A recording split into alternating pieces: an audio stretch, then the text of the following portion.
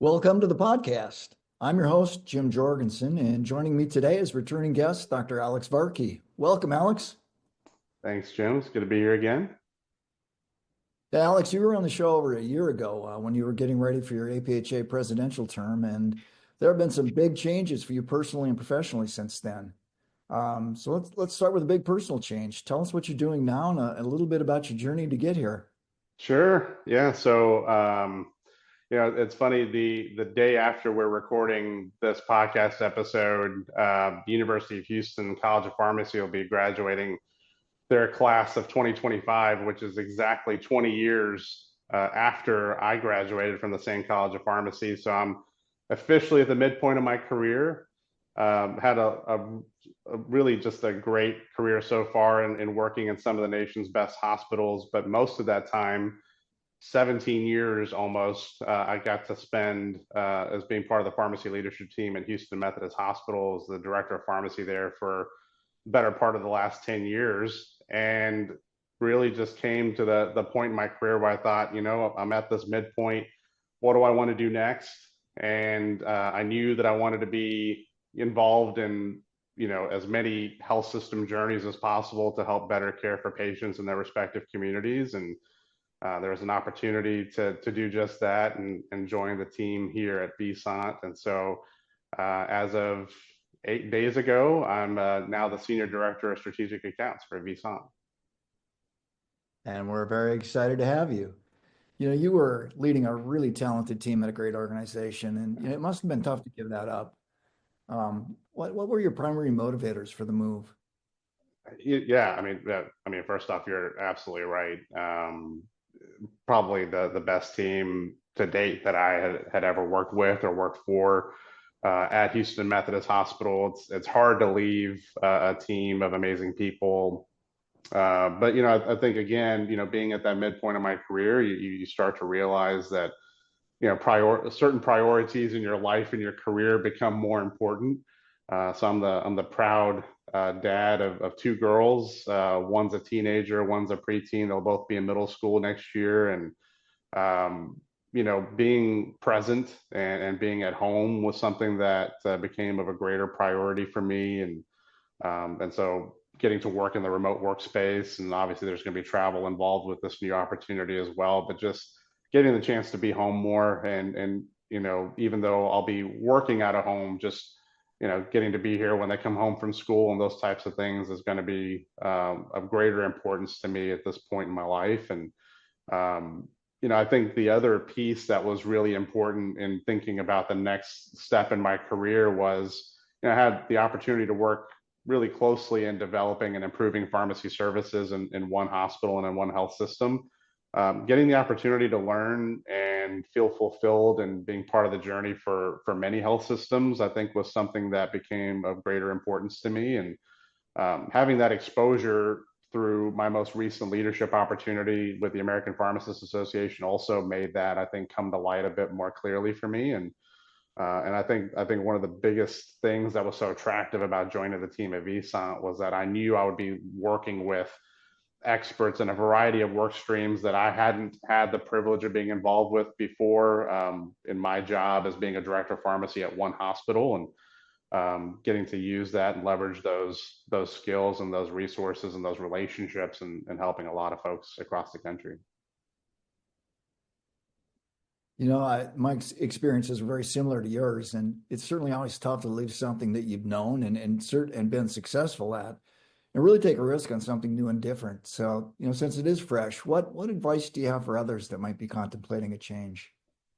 Yeah, on LinkedIn a few years ago when I was running for president for APhA, I had a good friend of mine had asked me or gave me the idea of posting some leadership lessons that I had learned, over the course of my career. And, after my mom passed away just under 10 years ago, I really started to compile the lessons that I had learned from her. And I started posting a lot of those on LinkedIn a few years ago. And one of the stories I shared was about taking risks. And I talked a bit about my parents' journey and really, leaving everything that they knew in India and coming to a new country and having to start fresh and start a new life, for themselves and for their kids and all the risks that came with that. And a lot of people talk about, this idea of high risk, high reward. But there's not always a guarantee that, those risks will always yield a high reward. But I think in my parents' case, and certainly in the course of my career, when you really think through your move, when you think about the risks that are involved and you take calculated risks, that's when you can really see whether there's potential reward for taking those risks, right? So I think in this particular case, um, you know, leaving something that I have known for a very long time, I was comfortable with, certainly was very scary and something that I had to kind of think through. And the grass isn't always greener, when you decide to take that leap. But I think if you really understand what it takes for you to feel fulfilled in the work that you do, when you really take the time to think through that and see what other opportunities are out there, and not necessarily let fear be a barrier to you, but really just be a decision point. I think that's really when you can start really seeing new opportunities for what they are and not necessarily let fear get in the way and hold you back from potentially doing something that you really love and enjoy. And really glad that I took that leap to land at Visante. Yeah, exactly. I mean, we all have a neck, and it's okay to stick it out there every once in a while. Absolutely. So you mentioned your APHA presidency. Let's talk a little bit about your experience there. Yeah. For those that might not be as familiar with APHA, can you really give us a thumbnail sketch of the mission and purpose of APHA? Sure. So the American Pharmacists Association, or APHA, was actually founded in 1852. It was the first organization to represent the pharmacy profession in the United States. And, it has, like any other association, it has its own tagline. And the tagline for APHA is for every pharmacist and for all of pharmacy. And that's really, I think, a testament to what our mission as an association has been, for the last 170 plus years. Is we are always looking to see how we can position pharmacy in a way that helps patients, that helps their communities. And so we advocate for what pharmacists can do, both at the federal level as well as help our partners at the state level to help advocate for pharmacy services and the value that pharmacy brings. And it isn't really limited to any particular practice setting. We really seek to do that across the entire profession. And it's essentially what our association works to do every day. How did you first get involved with APHA? Yeah, it actually started with my time as a student, and so I was, as a first year student pharmacist at the University of Houston. I, like many other students, really didn't know a whole lot about pharmacy organizations and ways to get involved, and so APHA seemed like a likely choice to get involved because it really was the one association that represented all the settings, and I didn't know which practice setting I was going to go into over the course of my career. And so the first meeting I went to, I happened to meet the then national student president of APHA, John Kirtley, who's now the executive director of the state board for Arkansas. And just seeing how he carried himself as a student, I knew that that was something that I, wanted to, or that I aspired to at some point. And eventually got involved at the chapter level, ran for a national office, and actually served as national student president of APHA 20 years ago as well. So it was a great experience and a great way to know about how you can get involved and how you can help advance pharmacy, and just chose to stay involved with APHA after graduating. The pharmacy profession is replete with multiple professional organizations. And what do you feel sets APHA apart in the industry? Yeah, and you're absolutely right, Jim. There's a multitude of associations that represent pharmacy, and when you're on the outside looking in, perhaps you may not be involved with one particular association or several, and you tend to think that there's a lot of organizations doing the same thing, or maybe they don't talk together or work with one another. I think one of the things that sets APHA apart is, since 1852, we've really set ourselves to be the convener of the profession to bring everyone together. And I think one of the best examples of that is our House of Delegates. And many associations have their own House of Delegates where they set policy and pass policy statements year after year. And those houses are usually comprised of state affiliate representation of different member groups. And APHA's house has all of that as well. But in addition to that, we actually have representatives of all the national pharmacy organizations as well. And so when we put together our policy statements and vote on those every year, they truly represent the voice of the profession, the entire profession of pharmacy, because of that representation. And so I think that's just one of the ways that APHA sets itself apart from other pharmacy organizations, is really truly giving a voice to the entire profession and our strategy and our direction moving forward. As the past president, in your opinion, what are the biggest challenges APHA is facing today? I think as an association, APHA is dealing with a lot of the same challenges I think every other association is dealing with, and that there are so many competing priorities for members that every member has to ask themselves, are they getting the value of that membership, with their respective association? And so with so many competing priorities, I think every association is dealing with its own challenges as it relates to retention of members, and always continuing to adapt and express that value that members find with professional association membership. But I think from a professional standpoint, I think one of the biggest challenges is that in healthcare, the environment is changing so rapidly, and how do associations then provide the best resources that are continually adapting with this constantly disrupted environment within healthcare, and how do we continue to position our members for success within their professional careers? And so I think that's something that APHA, as well as any other association, continues to contend with over the course of their time and working. Anything specific there that you can share in terms of how you actually help members navigate those changes in the profession? Because you're right, For sure. I mean, it is like a ton of stuff getting thrown at professionals. Absolutely. I think, one of our hallmarks as an association is on the advocacy front. There's so much going on, especially in community pharmacy. When you think about one of the things you constantly hear about pharmacy is that we are the most successful healthcare professionals, and we truly are within our communities. But you're starting to see community pharmacies closing and the access to those services really being in jeopardy. And there's a lot of sources of why that's happening. Certainly, pharmacy benefit managers and how that's impacting community pharmacy is something that needs to be reformed. And you're seeing a lot of state and federal legislation that's being formed with that regard. And so associations like APHA and certainly APHA has worked to take the lead in a lot of that work on the federal level, but certainly partnering with state associations to advocate for PBM reform at the state level as well. I think one of the other things that we're really looking to advocate for is ensuring payment for pharmacy services beyond the dispensing of the medicine, because as better than most, and as any person who's listening that's part of the profession, part of being the most successful healthcare professional has also put us in position to help patients make the best use of their medication therapy. And there isn't a replacement for medication therapy as it relates to care. And so they need resources at their disposal to help them make the best use of their medicines. And pharmacists, being the medication expert, makes the most sense. So how do you ensure the sustainability of those services? And I think that's one of the biggest things that APHA is looking to advocate for, both, again, at the federal level as well as the state levels.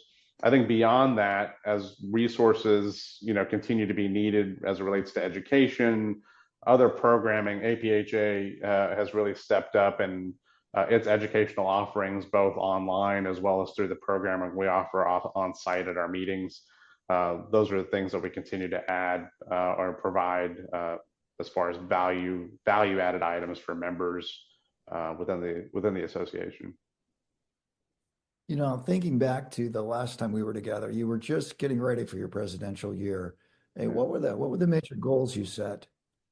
Yeah, one of the things, it's funny because I think when anybody goes into an association leadership position, you have a platform, right? And my platform was workplace well-being. For the better part of the last 12 or 13 years or so, I've given a variety of talks all across the country and even globally in relation to workplace well-being and the proliferation of burnout in pharmacy in addition to other healthcare professions, and how it's becoming more of a studied phenomenon over the years. And that was my platform, was that I was going to continue working towards that, working to advocate for better working conditions for a community pharmacy as well as other practice settings within our profession. And when you get into a role like president of an association, you realize that your job really is to facilitate the conversations that lead to change, and being able to hear the voices of your members as well as seeing the fiduciary responsibility of the association, being a member of that board. My focus, it adapted a bit to seeing things more macro level. And yes, well-being and workplace conditions continue to be a point that I wanted to advocate for.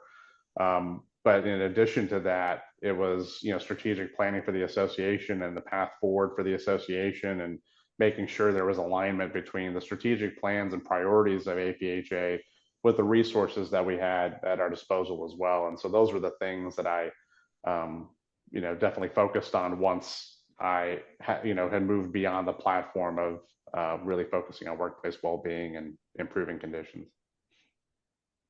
Looking back now that your term is complete, how do you think you did against those goals? I think not to toot my own horn too much, but I feel like the things that I had the opportunity to be involved with, they worked out fairly well. Timing wise, some of those things were really great in that by the time I became president-elect, and in our association, the president-elect chairs the strategic directions committee, which then looks at the strategic plan of the association and makes sure that there's alignment and continued work towards that strategic plan. And so when I was president-elect, it happened to be time to create a new strategic plan for APHA. And so our SDC, or Strategic Directions Committee, created the 2024 to 2026 strategic plan of APHA. And we wanted to make sure that there was alignment between our strategic plan's 4 principles, which were be the voice of pharmacy, transform pharmacy practice, embrace operational excellence, and enhance engagement across the profession. We wanted to ensure that there was alignment between those 4 principles and the resources and the budgeting and everything else that APHA needs to do every year to ensure its operations are running optimally. And I think our SDC was able to do that pretty well in just ensuring that how the finance committee and the budget gets done every year was very aligned with the operational and strategic plan of the association. The other thing that we were able to do in the past year was we actually ushered in the first major membership structure change in APHA in over 60 years. So they had an academy model that basically had membership structures where students were part of an academy, our practitioners were part of another academy, and our scientists were involved in a third academy. We now have over 20 communities that you can enter into as a member of APHA.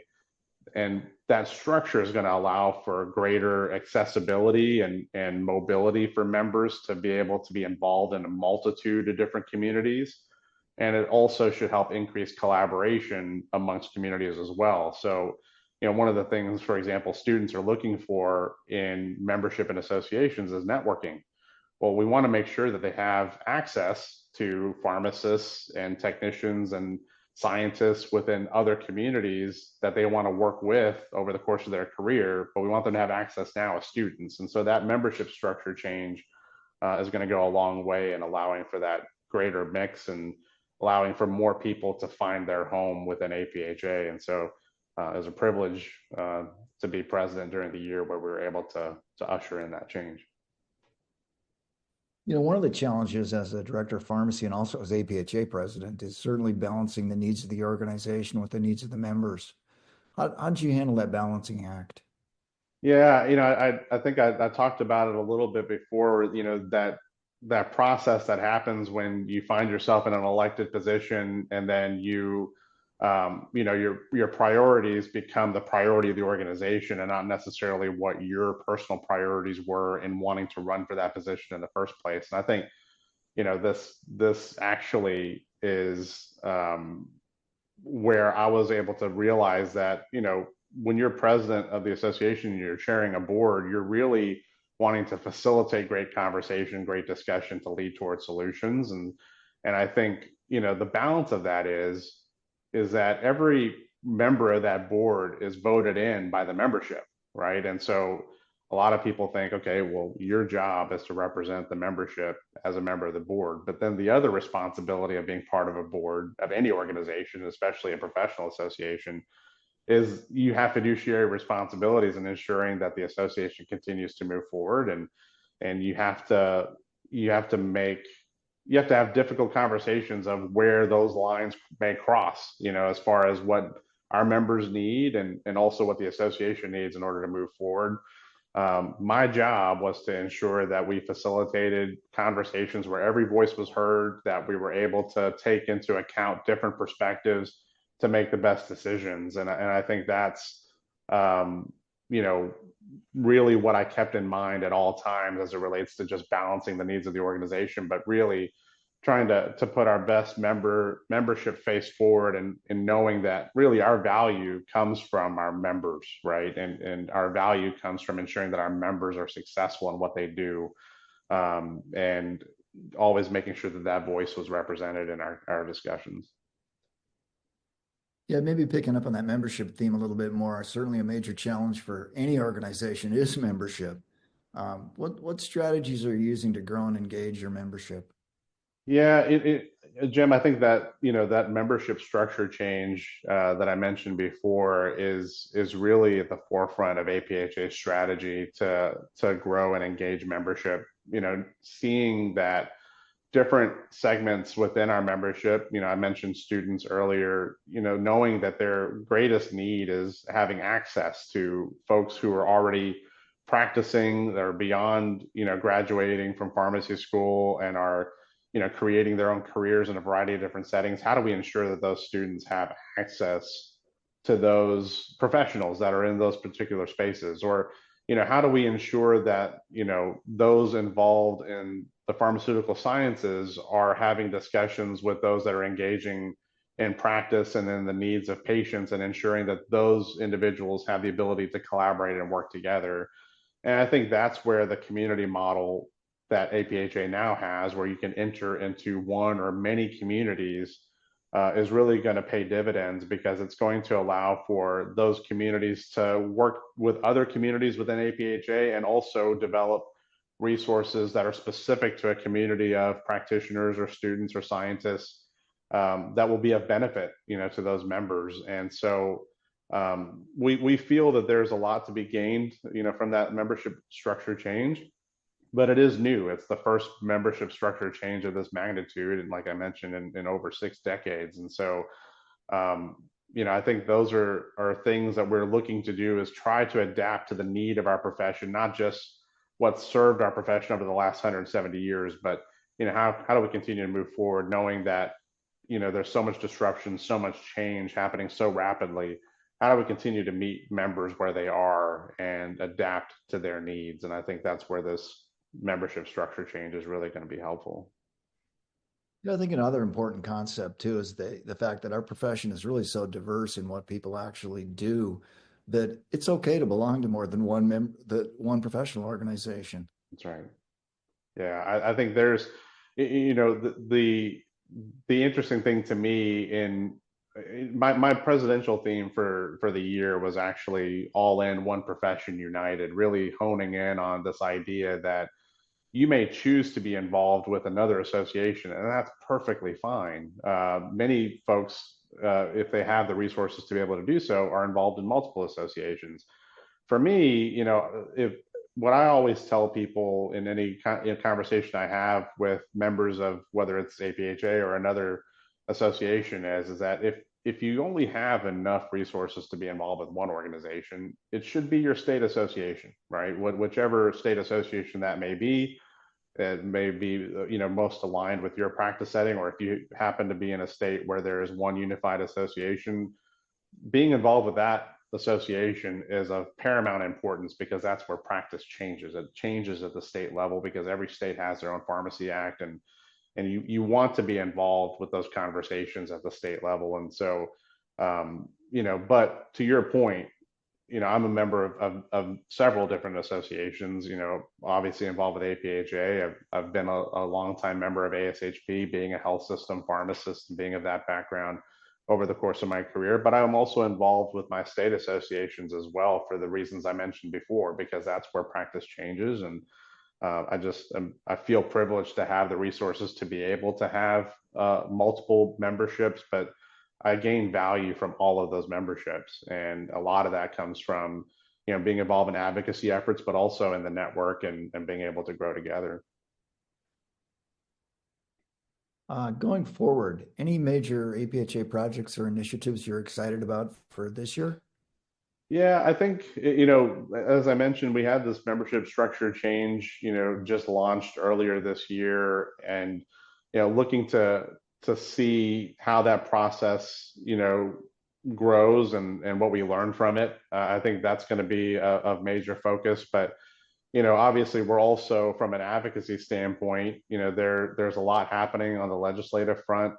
We do have a new administration that we're working with, and we want to make sure that we're not losing traction in the public health initiatives that have posed great benefit for our communities. So I think those are things that are really at top of mind for APHA, and certainly continued changes that are affecting our fellow members of the profession. Right, there's been news about another major community pharmacy chain having to go through bankruptcy, and of course that affects our colleagues, folks that are working in their respective communities, now having to find other ways, to support their families, but at the same time continue doing the fulfilling work that they've been able to do through this profession.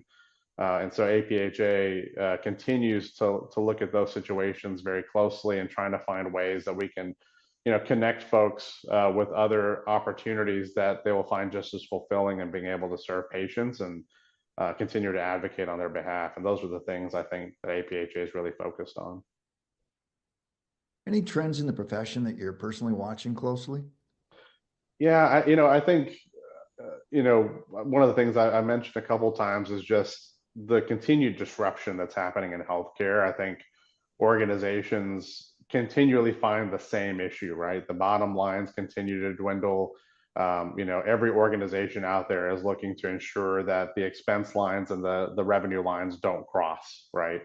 And I think, one of the things that I continue to see of great value is that pharmacy's voice really can lend to a lot of solutions. And I saw this for many years, being a pharmacy executive in one particular hospital.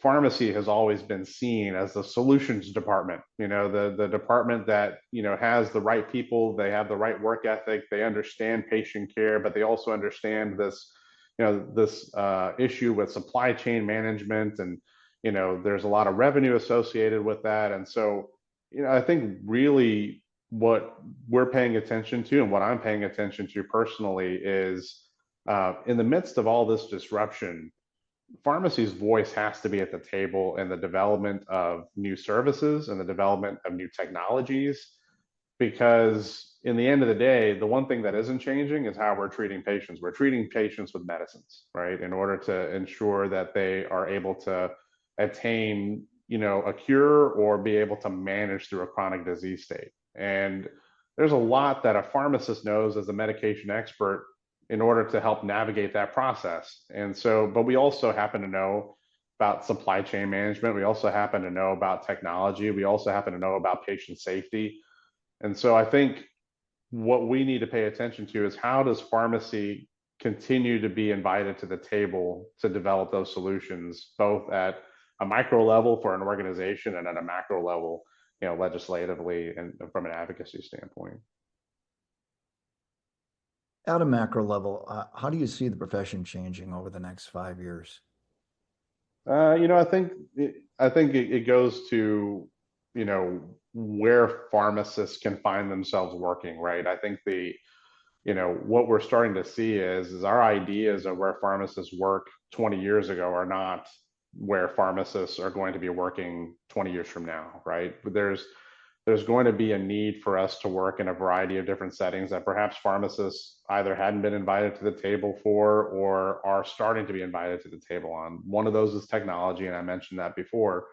But you're starting to see a lot of pharmacists in not just in an advocacy standpoint, but working in legislation, working in either through being an elected official or working for an elected official. And so there are many pharmacists that I know that are doing an amazing job, working for federal legislators, state legislators, and being their healthcare expert in understanding healthcare legislation.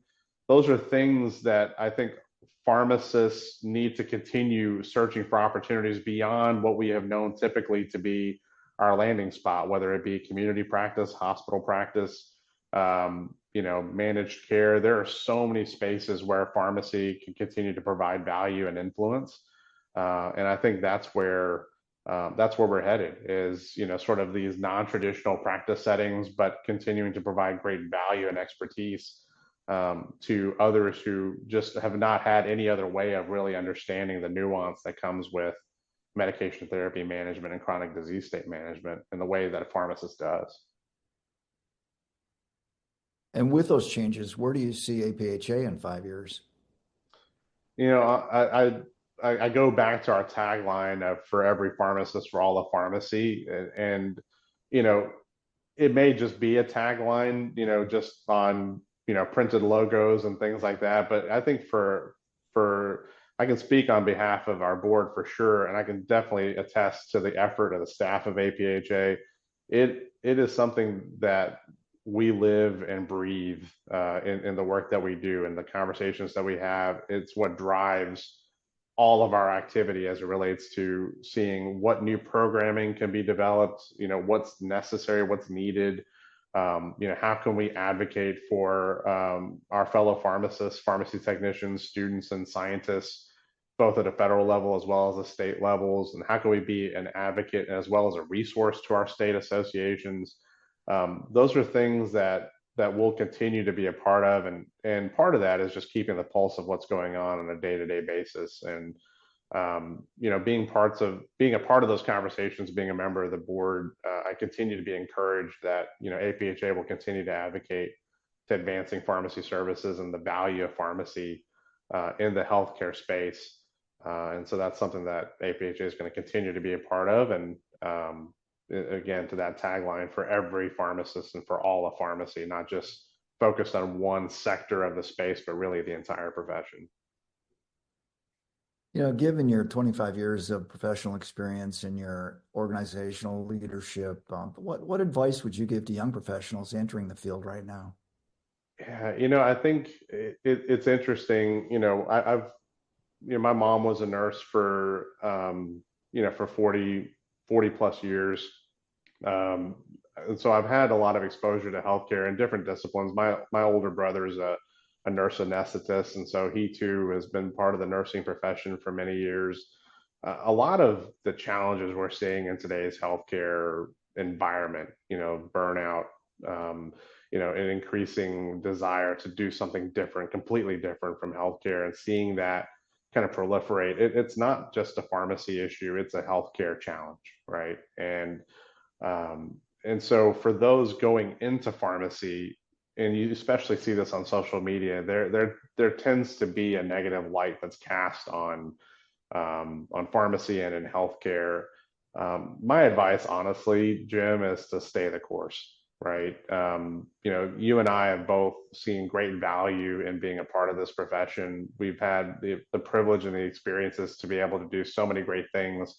There are so many opportunities out there for pharmacists, and pharmacy technicians, scientists alike.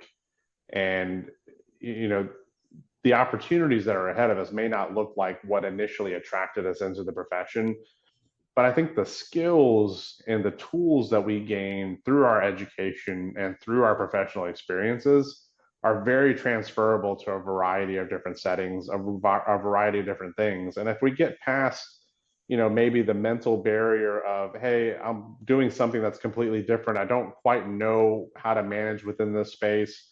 And we really start to hone in on, hey, but I have skills that will allow me to be adaptable. I have critical thinking capability based on the experiences I've had in the past.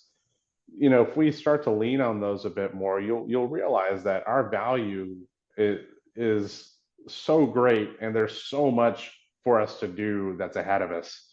That if we stay the course, there's so many ways to find a fulfilling career within this profession and within healthcare. And I think that's my advice to anyone that's looking to, maybe they might be towards the beginning of their journey, to stay the course. It really is worth the time and the effort, and you really know a lot more and are capable of a lot more than you might think in those moments of fear where it might be holding you back. Very well said. I think when I graduated, there was about 50 things you could do with your degree. Now it seems like there's about 550 things. So That's right. lots of opportunity. Yeah, This has completely been agree. really a good conversation. Hey, Alex, thanks for sharing your journey and insights with us. And before we wrap, is there anything else you'd like to share? Yeah, I think one of the things that I'm really looking forward to, with this new opportunity with Visant is, I've been approached by so many folks, over the course of my career and wanting to collaborate on a variety of different projects. And for whatever reason, you know, because of the obligations in one particular organization or one particular hospital or one health system, those opportunities haven't been there. I think one of the things that I'm really excited about the most in being able to work in an organization like Visant is, it opens the door to be able to work with so many great people and so many different health systems, and being able to help them optimize the services and the care they provide for their patients. And so I really welcome the opportunity to continue to work with my friends and my colleagues across the profession, being able to do that through the fulfilling work that I know I'll be able to be a part of here at Visant. I think that's the thing that I'm looking forward to the most. And of course, the listeners may not know this or realize this, but my relationship with you, Jim, started almost 20 years ago, back at IU Health. And we were only working together for a few months before I had to move back to Houston for family reasons. But I took advantage of every opportunity I could to learn from you, and had always been able to stay connected through your time at Visant, and always sort of fancied myself as a potential member of the team at some point in time, and just really honored and glad to finally make it happen, and appreciated the opportunity given to me by Visant to do that. So Well, we're certainly excited to have you here, and I'm personally excited to see all the wonderful things you're going to do. yeah. So thanks again for being here, and thanks to everyone for listening, and we'll catch you next time.